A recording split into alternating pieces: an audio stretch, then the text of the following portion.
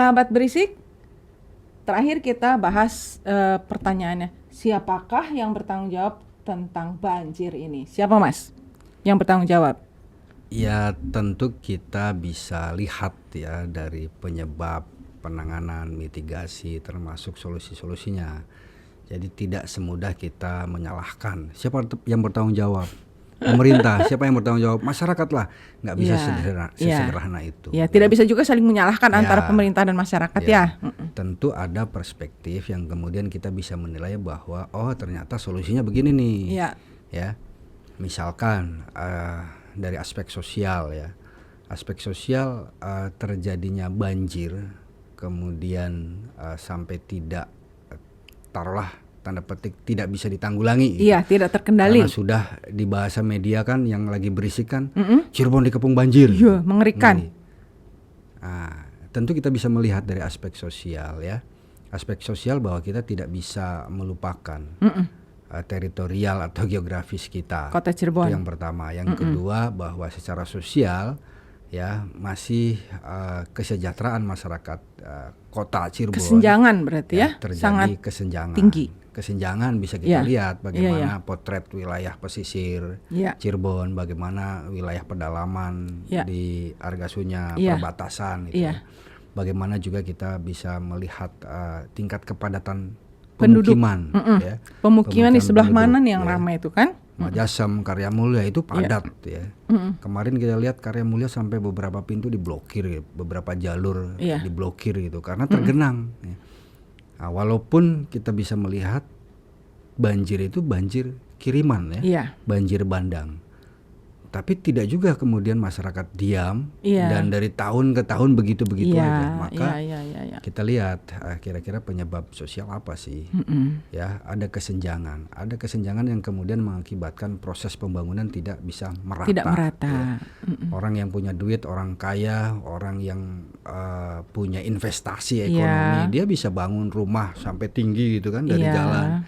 Sementara mereka yang nggak berdaya, ya menyerah aja pada alam, ya, pada lingkungan peristiwa. ya nerima begitu gitu. Mereka tidak bisa berbuat banyak, jangankan untuk memperbaiki rumah, untuk meninggikan level rumah, untuk hidup sehari-hari sehari-hari aja kadang susah gitu. Nah, itu faktor kesenjangan, ya, ujung-ujungnya kesejahteraan. Maka faktor kesejahteraan itu yang kemudian menjadi problematik. Salah satu problematik. Tidak langsung memang menjadi penyebab banjir, tapi rentetannya ada di situ. Kemudian yang kedua perspektif budaya, lebih pada perilaku masyarakat. Yang selama ini kita pahami soal kesehatan, perilaku masyarakat hidup sehat kayak gimana sih? Lingkungannya bagaimana, sanitasinya bagaimana, perilaku buang sampahnya bagaimana, perilaku menjaga lingkungannya seperti apa, perilaku apakah mereka care terhadap kesehatan lingkungan dan lain sebagainya. Kepeduliannya. Nah, budaya kita kadang yang sederhana, budaya buang sampah, ya, buang sampah. Tempat sampahnya sudah disiapin, sudah dapat bantuan tempat sampah, pembakaran sampahnya sudah ada. Tapi kenapa perilaku buang sampah sembarangan masih terjadi? Itu faktor budaya. Ya. Kemudian faktor kita melihat perspektif ekonomi, misalkan banjir dampaknya luar biasa. Gitu. Secara ekonomi, kalau sudah terkena banjir, orang yang tadinya harus bekerja, pada akhirnya harus berhenti tuh bekerja. Dia harus beresin rumahnya, harus nambah uang untuk beresin ini, beresin recovery itu. Lagi. Nah, recovery. Ya, belum lagi secara ekonomi. Ya, butuh anggaran yang besar untuk apa? Untuk tadi recovery. Bicara infrastruktur, berapa infrastruktur yang rusak? Apa saja? Fasilitas umum rusak, ya kan? Di tingkat masyarakat yang paling bawah, misalkan ya, saluran air jebol, sanitasi lingkungan rusak, kemudian fasilitas umum juga menjadi tergenang, menyisakan lumpur yang tebal. Nah, itu butuh sentuhan solusinya gitu. Maka selayaknya kita tidak bisa pasrah begitu saja. Seharusnya harus tidak ada terjadi. Upaya untuk keluar. Pencegahan gitu. sih sebenarnya ya. Pencegahan ya. Yang biasa kita sebut mitigasi. Nah, mitigasi. Mitigasi bisa dilakukan saat kejadian, ya, antisipasi, bahkan bicara jangka panjang. Gitu. berapa kali kepemimpinan Kota Cirebon nih lagi-lagi ini apa maksudnya? PR-nya adalah banjir gimana. Iya. Tapi lagi-lagi terjadi lagi. Nah, maka menurut saya dari berbagai perspektif itu, saya kira muaranya pada perspektif politik. Ya. Kenapa saya katakan politik? Karena ada kebijakan di situ.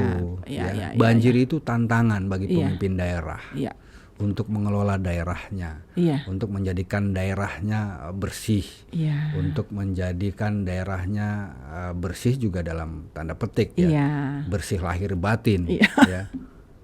Iya, Cirebon itu kota religi. Bersih batinnya insya Allah. Bersih lahirnya itu tadi. Harus diusahakan tuh. Tata kotanya harus benar. Tidak segampang kemudian kita menyalahkan kalau banjir disebabkan drainase yang buruk. Tidak sesimpel itu gitu. Yang jelas tidak boleh seperti gitu ya. Pembangunan drainase itu butuh biaya besar. Butuh kemauan politik yang tinggi dari pemangku kebijakan. Maka dalam konteks politik ini yang menurut saya menarik, sehingga kita bisa urai apa sih penyebab dan solusinya gitu secara detail. Ya Mas, saya seperti yang kita tahu bahwa tahun ini kita ada pemimpin baru. Awal Februari kita akan dipimpin oleh wali kota dan wakil wali kota yang baru. Musim hujan masih panjang, bukan berarti Imlek sudah lewat, hari Rabu besok banjir belum tentu berhenti, hujan belum tentu berhenti, dan banjir masih tetap mengancam. Saya kira ya ke depan harus segera dalam waktu singkat bisa memitigasi, jangan sampai terulang kembali. Dan tahun depan harus sudah tidak ada, diharapkan. Pendapat saya sebagai warga kota Cirebon, ya tahun depan harus tidak boleh terjadi lagi. Dan untuk waktu singkat ini kita harus sudah siap juga untuk menghadapi kemungkinan banjir berikutnya yang mungkin saja terjadi karena hujan masih panjang. Menarik sekali pembicaraan kita jeda dulu, nanti kita sambung lagi ya.